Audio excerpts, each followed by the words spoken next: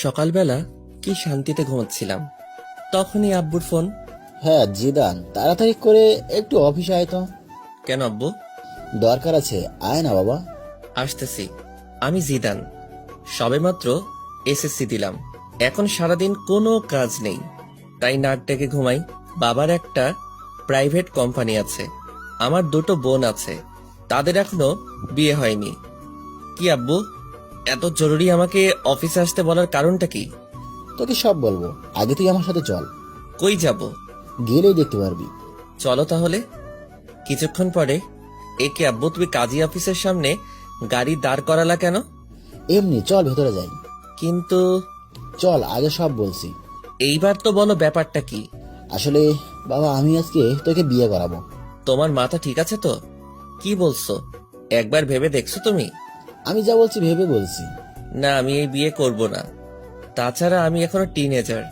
ওইটা কোনো ফ্যাক্ট না, আমি সবকিছু সামলিয়ে নিব। থাকো তুমি এখানে, আমি বাসায় গেলাম। জিদান, আমি তোর কাছে কোনো কিছু দাবি করিনি, আছি বললাম।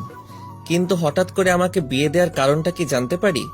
আসলে আমার বন্ধু জাফরকে তুই তো চিনিস, ওর একটা মাত্র মেয়ে, দেখতে অনেক সুন্দর। একটা বকাটে ওকে বিয়ে করতে চাচ্ছে, তাই এখন তোর সাথে বিয়ে দিব, যাতে বকাটেটা আর ওর কোনো ক্ষতি করতে না পারে। পুলিশকে জানাও। পুলিশকে জানিয়ে লাভ নেই, কারণ এতে মেয়েটার সম্মানহানি হতে পারে। অন্য কারোর সাথে বিয়ে দাও, আমাকে জোর করছো কেন? কারণ আমি আমার বন্ধুকে কথা দিছিলাম তোর সাথে ওর মেয়ের বিয়ে দিব। তোমরা এমন কেন বলো তো? বিয়ে করার আগেই কথা দাও কার ছেলের সাথে কার মেয়ের বিয়ে দিবে। আমাদের কি কোনো চয়েস থাকতে নেই নাকি? একদিন তো তোকে ওর সাথে বিয়ে দিতাম, এখন না হয় দিয়ে দিলাম। আমি বিয়ে করতে পারি, তবে কয়েকটি কন্ডিশন আছে। কি বল? কারো এক, কারো কাছে বলতে পারবা না আমি বিয়ে করছি। 2, বাসায় জানাতে পারবা না। 3, আমি আমার মতো করে চলবো। 4, বোনদের বিয়ে হবে, তারপর আমি ওকে বাসায় নিব। 5, কেউ জানবে না আমাদের বিয়ে হয়েছে। ওকে সব মানলাম, কিন্তু তুই সিরিয়াস তো? কথা কিন্তু ঘোরাতে পারবি না। সোয়াচ অফ নো গ্রাউন্ডের পানি এক হয়ে গেলেও আমার কথা ঘুরবে না। মনে থাকলেই হয়, পরে যেন যারাকে দেখে কথা না ঘোরাস। তোমার যারা নাকি ছাই, ওই মেয়ের দিকে তাকাবো না। দেখা যাবে। কত সময় পরে আসবে তারা? কখন থেকে বসে আছি। চলে আসবে এখনই। তো বসে বসে ভাবতেছি, বলির পাঠা বানানোর জন্য আমাকেই পাইছে। কত শান্তিতে দিন কাটাচ্ছি। আমি এখনো রাস্তা দিয়ে কোন সাইড দিয়ে হাঁটতে হবে তা জানি না, আর আমাকে বিয়ে দিতেছে। জিএফগুলোর কথা মনে করছি, ওদের এখন কি হবে। ধুর, কি যে করি। সুখ মনে হয় আমার কপালে বেশি দিন থাকবে না। তাছাড়া লোকে শুনলে কি বলবে। এখনো তো আমার মনে হয় দুধের দাঁত পড়েনি। কই দেখি তো পড়ছে কিনা। মুখে হাত দিলাম। কিরে, মুখ হাত ঢুকিয়ে বসে আছিস কেন? কই এমনি। কই তোমার বন্ধু? এই তো চলে এসেছে। বলেই আব্বু তার বন্ধুর দিকে এগিয়ে গিয়ে তার সাথে নাইস টু মিট ইউ করলো। আর আমি অন্যদিকে তাকিয়ে আছি, না জানি কার সাথে আমার বিয়ে দিচ্ছে। তাই মাথাটা নিচু করে বসে রইলাম। একটু পরে কাজীর কাছে গেলাম, তখনও আমি মাথা নিচু করে বসে আছি। এমনকি কবুলটা বললামও মাথা নিচু করে দিয়ে। আমি মনে হয় বলি হয়ে গেলাম, মনের ভেতর খারাপ লাগলো। এইবার যাওয়ার পালা, তাই দরজা দিয়ে বেরোনোর সময় মাথা তুললাম। তারপর যা দেখলাম তা দেখে মনে হয় আমি স্বপ্ন দেখতেছি। এইটা কি কোনো মেয়ে নাকি অন্য কিছু? কোনো মানুষ এতটা সুন্দর হয় কিভাবে? তার জন্যই হয়তো বখাটের নজর পড়ে। না, এটা কোনো মেয়ে হতেই পারে না। হয়তো কোনো পরী মাটিতে নেমে আসছে। হঠাৎ দরজার সাথে ধাক্কা খেলাম। মেয়েটাও আমার দিকে তাকিয়ে আছে। হয়তো ভাবছে কেন আমাকে বিয়ে করলো। আমার তো আর সহ্য হচ্ছে না। মনে হয় এখনই ওকে আমার সাথে করে বাসায় নিয়ে আসি, আর সব সময় আমার সামনে বসিয়ে রাখি। কিন্তু তা হবে না। একটু পরে গাড়িতে উঠলাম। আমি এখনো ওর কথা ভাবতেছি। আচ্ছা আব্বু, একটা কথা বলার ছিল। কি বলো? তখন যে কথা বললাম, ওইগুলো কি ভোলা যায় না? না, তুই তো কথা ঘোরাস না, তাহলে এবার ভুলবো কেন? প্লিজ আব্বু। না বাবা, তা হচ্ছে না। তুমি আগে বলবা তো, এটা তোমার বন্ধুর মেয়ে। আমাকে কোনো ছবি দেখাইতে পারতা। হয়েছে, এখন যা হওয়া তা হয়ে গেছে। আব্বু, তুমি আমার লক্ষ্মী আব্বু। না বাবা, তা হচ্ছে না। আমি তোমার কন্ডিশন রাখবো না তা তো হয় না। কি আর করব, কেন যে তখন ওইগুলো বললাম। তোর একবার তো দেখার পরে বলতে পারতাম।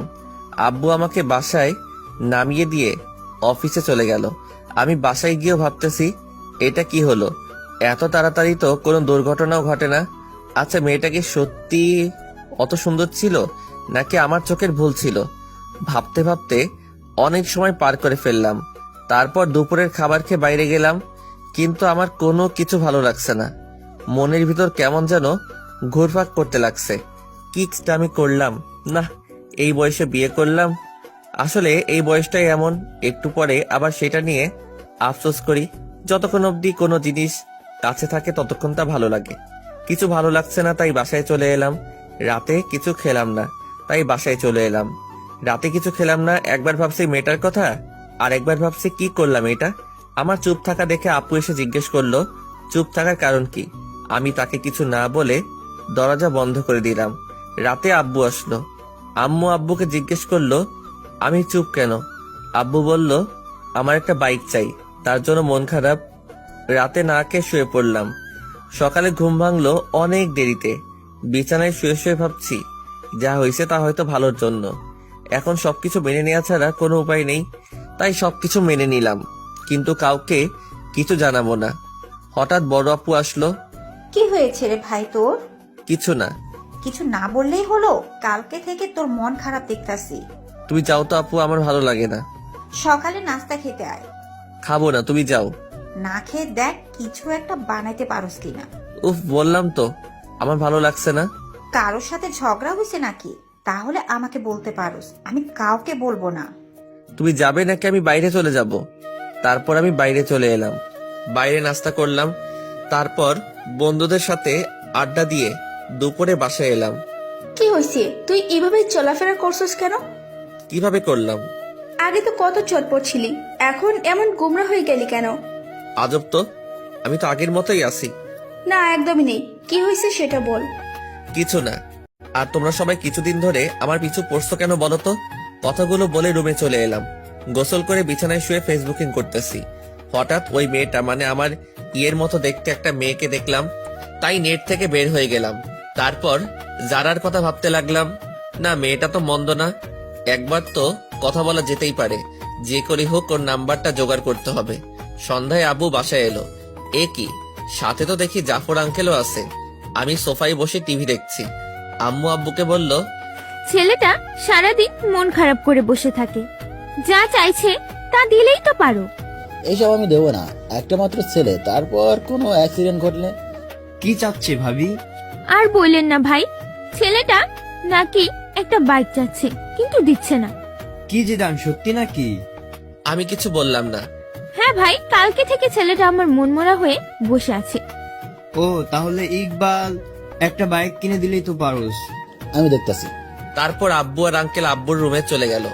শালা আমি বাঁচি না আমার জ্বালায়, আর এরা আমাকে বাইক দিচ্ছে। ওরে আগেই তো বাস একটা দিলি, এখন আবার বাইক?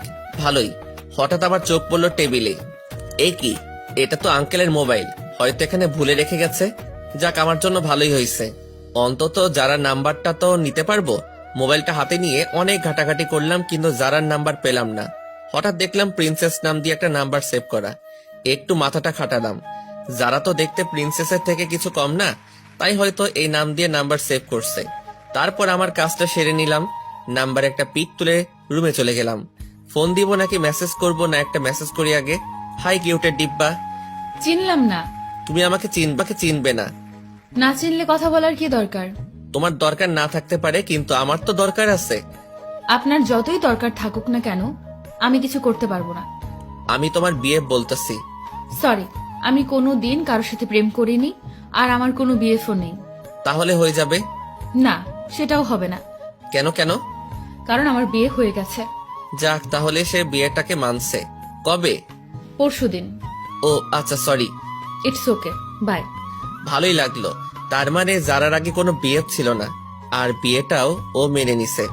কিন্তু আমি তো একবার মানছি আর একবার মানছি না। দেখ, আমার মনটাকে স্থির করতে হবে। আজকে আমি অনেক আনন্দিত, সবার সাথে আগের মতো কথা বলছি। পরের দিন সকালে। জিদান, একটু নিচে আসো তো।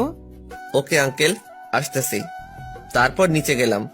জিদান, এই নাও চাবি, এইটা আমার পক্ষ থেকে তোমার জন্য ছোট্ট একটা গিফট। জীবনে তো আমার জন্য একটা চকলেট নিয়ে কখনো আমার বাসায় আসো নাই, আর আজকে মেয়ের জামাই বানানোর পরে R15 ভার্সন 3 গিফট করছো। যাক, ভালোই হলো, তোমার মেয়েকেই তো পিছনে বসাবো। কি জিদান, কি ভাবছো? কিছু না আঙ্কেল, আমার আব্বু আমাকে বাইক দিল না, তুমি দিলা।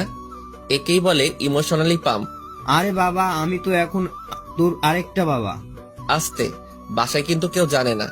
ওকে বাবা। Thank you uncle. আরে বেটা, ধন্যবাদ দিতে হবে না, বাইকে পুরো 10 লিটার ফুয়েল আছে, রাইডিং কর। আচ্ছা আঙ্কেল, বাই। তারপর বাইক নিয়ে সোজা বন্ধুদের মাঝে চলে এলাম। কি মামা, নিউ বাইক? দেখতেই তো পারোস, দেখতাছি। আমি কিনি নাই রে মামা। তাহলে কি চুরি করলি নাকি? না, তাহলে? আমার শ্বশুরে গিফট করছে। ধুর, ফাজলামো করিস। যেটা ভাবোস। চল না মামা, ঘুরে আসি। আমার পিছনে শুধু আমার বউকে বসাবো, তাই তোদেরকে তুলতে পারবো না। থাক, তুলতে হবে না। কিন্তু একজন একজন করে চালাতে পারবি। ঠিক আছে। তোর চালানো শেষ হলে আসিফকে দিবি, কিন্তু দুইজন একসাথে উঠতে পারবি না। Okay bye. ওকে, তাহলে চালানো শেষ হলে বাসায় দিয়ে আসিস। আর মনে থাকে যেন পিছনে কাউকে বসাবি না, ওইটা আমার বউয়ের জন্য বুকিং। ওকে মামা, তুমি যাও। তারপর আমি বাসায় চলে এলাম। দুপুরে হালকা একটু খেলাম, তারপর ছাদে গেলাম। আমার একটা বদ অভ্যাস আছে, সিগারেট খাই। যারাকে একটা ফোন দেই। কে বলছেন? একটা মানুষের কণ্ঠ তো মিষ্টি হয় কিভাবে? কিসের জন্য ফোন দিছেন তা বলেন। এমনি মিষ্টি ভয়েসটা শুনতে ইচ্ছে করলো তো, তার জন্য। দেখেন, ফাজলামো রাখেন। ওকে, রাখলাম। এবার বলেন আপনি কে? আমি জিদান। কোন জিদান? লেখকান, জামাইয়ের নাম জানে না? সত্যি কি আপনি আমাকে চিনেননি? না। আপনার কি বিয়ে হয়ে গেছে? কিন্তু কেন? আপনার জামাইয়ের নাম কি? জানি না। বিয়ে হয়েছে আর জামাইয়ের নাম জানেন না? তার সাথে আমার কথা হয়নি এখনো, তাই জানি না। কিন্তু এখন তো তার সাথে কথা বলে ফেললেন। কি? আপনার সাথে কাজী অফিসে দেখা হলো। আমি সে। ওপাশ থেকে কোনো কথা শুনতে পেলাম না। সারা রাত যারাকে নিয়ে ভাবতে থাকলাম। সকালে ঘুম থেকে উঠে দেখি একটা মেসেজ আসছে। চিনতে পারিনি, সরি। রাতে ফোন কেটে দেওয়ার কারণ আমি লজ্জা পেয়েছিলাম।